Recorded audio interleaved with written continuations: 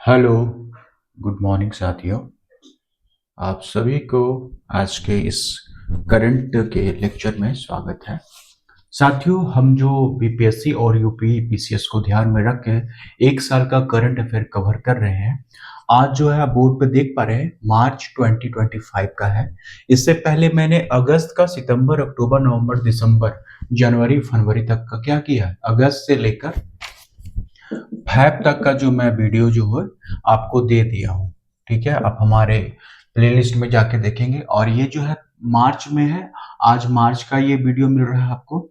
पहला है कि दिल्ली विधानसभा में आम आदमी पार्टी की क्या हो गई, हार हुई, जो सत्ता में लगातार रही थी। आप देखिए तीसरे चरण में आज ये जो फोर्थ चौथा चुनाव जो हुआ, बीजेपी का क्या हुआ, हार हो गया। फर्स्ट में 28 सीट लाई थी, सेकंड में 67 62 लाई थी, थर्ड में, और 25 में जो विधानसभा का चुनाव हुआ वो क्या हुआ, 25 सीट लाई और हार गई।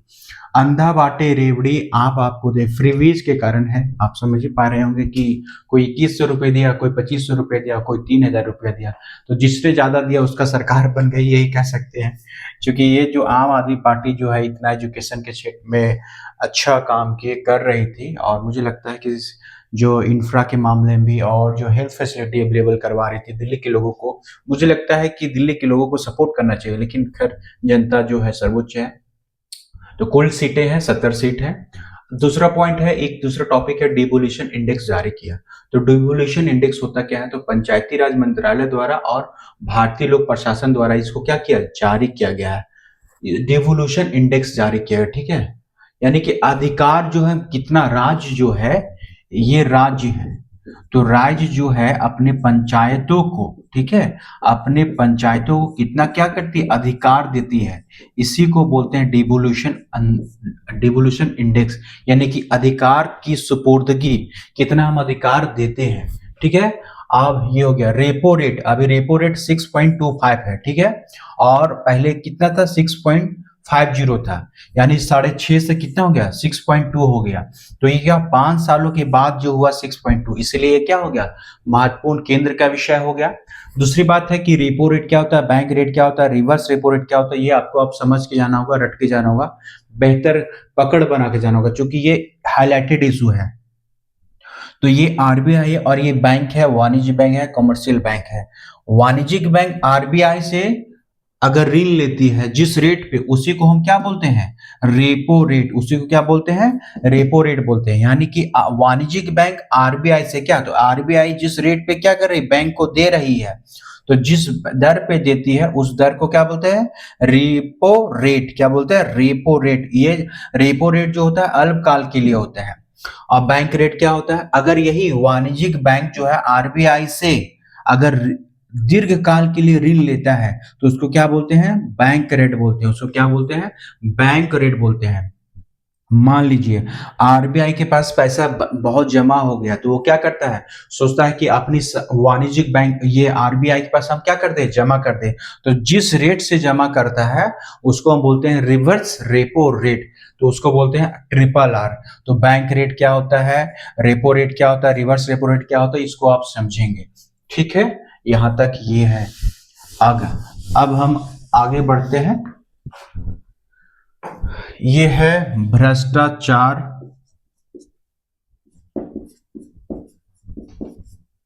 भ्रष्टाचार धारणा सूचकांक। ठीक है, भ्रष्टाचार धारणा क्या है, सूचकांक। भ्रष्टाचार धारणा क्या है, सूचकांक।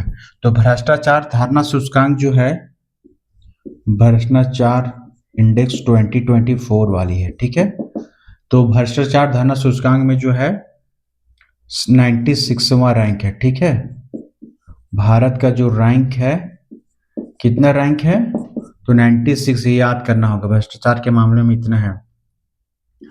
अभी हाल में ही फ्रांस और भारत के बीच, फ्रांस और भारत के बीच, ठीक है, फ्रांस और भारत के बीच क्या हो गया, परमाणु समझौता। क्या है, परमाणु समझौता। भारत और अभी फ्रांस के बीच, पूछेगा अभी हाल में ही भारत और फ्रांस के बीच में समझौता हुआ। पूछेगा कि भारत और किसके बीच में समझौता हुआ, तो परमाणु समझौता। तो फ्रांस के साथ, ठीक है। मार्सिले द्वीप चर्चा का विषय रहा था। ये मार्सिले द्वीप जो है फ्रांस में है, ठीक है। मार्सिले द्वीप क्या है? फ्रांस में है। ये हो गया। अब है एक है यूएस एड, जो पेपर में यूएस एड बहुत था, चर्चा का विषय था कि भारत को यूएस एड मिलता है।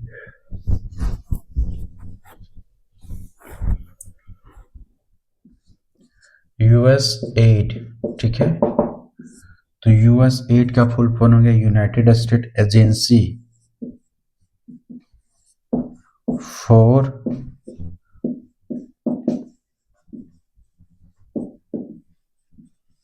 इंटरनेशनल डेवलपमेंट, ठीक है। यानी भारत को यूएसए जो है भारत को कुछ देता था फंड, तो उसी को कहा गया यूएस एड, ठीक है। बस यूएस एड का फुल फॉर्म पूछेगा कि क्या होता है।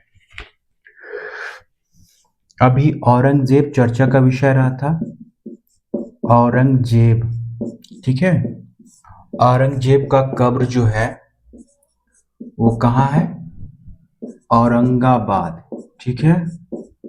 औरंगाबाद महाराष्ट्र में पड़ता है, औरंगाबाद बिहार वाला नहीं। तो औरंगाबाद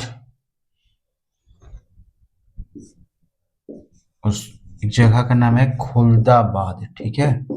औरंगाबाद के खुलदाबाद में, ठीक है। चूंकि औरंगाबाद जो है बिहार का भी एक क्या है? जिला है। तो ये बीपीएससी के लिए बहुत है। औरंगजेब का कब्र है औरंगाबाद खुलदाबाद, ठीक है। तो ये याद करना है, खुलदाबाद, ठीक है।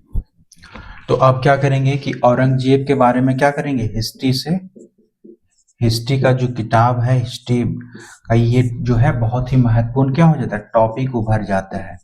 अभी ये हो गया औरंगजेब है, तो औरंगजेब से जो जो जुड़े हैं तो वो भी क्या हो जाएंगे? महत्वपूर्ण हो जाएंगे, ठीक है। तो शिवाजी को पढ़ लेंगे, शिवाजी और जय सिंह के बीच, ठीक है। शिवाजी और जय जी के बीच क्या हुआ है? पुरंदर की संधि है, ठीक है। पूछेगा कि पुरंदर की संधि, पुरंदर की संधि, ठीक है। पुरंदर की संधि किसके किसके बीच हुई थी? ठीक है, 1665 ईस्वी में। तो ये बहुत महत्वपूर्ण है। शिवाजी जो है क्या है? टॉपिक है। इस टॉपिक को भी आप क्या कर लेंगे? तैयार कर लें। ये भी क्या है? महत्वपूर्ण इशू है, ठीक है। हिस्ट्री में ये भी क्या है? महत्वपूर्ण टॉपिक हो गया है। तो हिस्ट्री से यहाँ और एक टॉपिक यहाँ आप क्या करके जाएंगे? तैयार करके जाएंगे। एक है त्रिभाषा, न्यू एजुकेशन पॉलिसी जो है 2020 को आया है, उसमें है त्रिभाषा नीति आया था, ठीक है। जिसमें क्या है? 3 भाषा सीखनी है, 3 भाषा क्या करनी है? सीखनी है। 3 भाषा क्या करनी है? सीखनी है। तो 3 भाषा में क्या है? 2 भाषा जो है भारतीय भाषा, और एक अन्य भाषा आप क्या कर सकते हैं?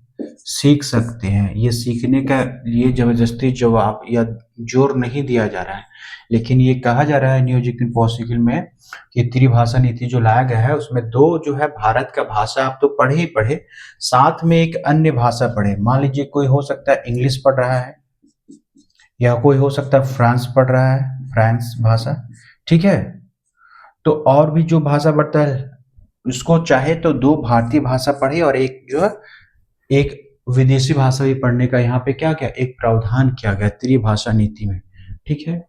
तो इस पे जो है विवाद हो रहा था कि नहीं, जो है साउथ में कुछ मामला था दक्षिण भारत में भाषा को लेकर कि हम हिंदी नहीं पढ़ेंगे, हिंदी का विरोध किया जा रहा है। तो आप सीखेंगे अच्छी लैंग्वेज, जितना लैंग्वेज आप सीखेंगे तो आपका ज्ञान का स्तर बढ़ेगा, और दूसरी बात है कि आप ज़्यादा से ज़्यादा लोगों से क्या कर पाएंगे? तो इंटरेक्शन कर सकते हैं। तो कहीं ना कहीं लगता है कि ये राजनीतिकरण है, कि त्रिभाषा, इसीलिए त्रिभाषा नीति क्या था, इम्पोर्टेंट इश्यू हो गया था। चलिए ये हो गया। एक है उत्तराखंड। उत्तराखंड के अभी पूछेगा किस जिले में, तो चमोली जिले में, ठीक है। चमोली जिले में क्या हुआ, हिमस्खलन हुआ था, हिमस्खलन, ठीक है। तो ये चमोली जिला याद कर लीजिएगा। एक ये महत्वपूर्ण है, वर्ल्ड हैप्पीनेस, ठीक है।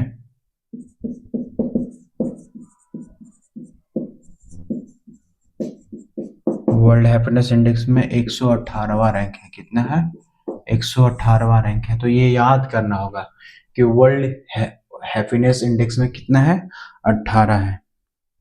ये जो जारी किसके द्वारा होता है, जारी करता, पूछेगा कि कौन जारी करता है, तो दो, ये जो है ऑक्सफोर्ड यूनिवर्सिटी, कौन है,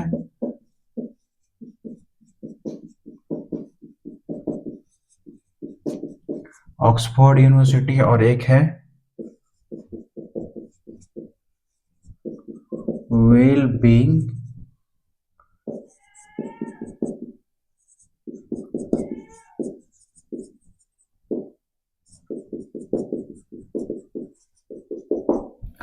वेलबींग रिसर्च सेंटर। तो आज का ये जो है ये मार्च का करंट अफेयर बिल्कुल कंप्लीट हो जाता है। बहुत ऑथेंटिक सोर्स मैं आपको दिखा रहा हूँ, बहुत ज़्यादा फैक्ट लिखाने से बेहतर है कि वो जो महत्वपूर्ण है उसी का कलेक्शन किया जाना है। ये कलेक्शन कैसे करना है, तो आप पीवाईक्यू को देखेंगे स्टेट पीसीएस का, और साथ ही साथ यूपीएससी का या फिर एसएससी का भी अगर आप करंट देखते हैं तो आपको एक पैटर्न पता चलेगा कि आयोग या फिर एग्जामिनर कौन सा करंट को महत्वपूर्ण समझती है, एक कड़ी मिलता है।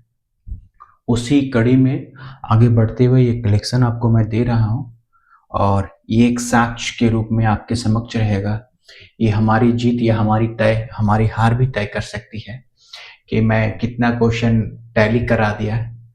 तो एक अथक प्रयास है, और आप इसको बहुत अच्छे से तैयारी करें। थैंक यू साथियों।